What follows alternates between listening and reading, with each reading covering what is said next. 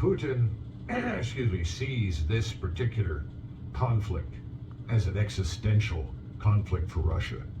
In other words, for him, yes, it's a war of decision.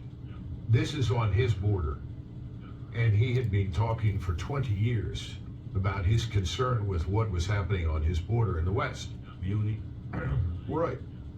And he kept saying, under no circumstances can Ukraine become part of NATO, because whether you think so or not, we still regard NATO as potentially hostile.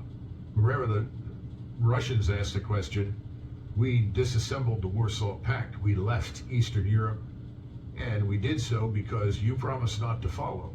In other words, not to fill the vacuum that we'd left behind, and ultimately not to threaten us in any way.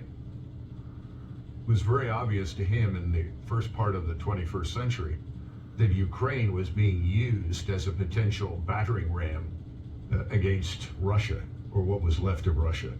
That Ukraine, which had been part of Russia for centuries off and on, was also part of the Polish-Lithuanian Empire.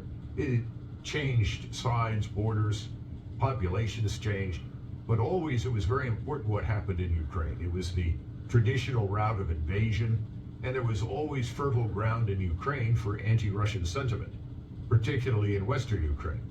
So he's acutely sensitive to all this, and then watched what we were doing, and he kept saying, don't do this, don't do this.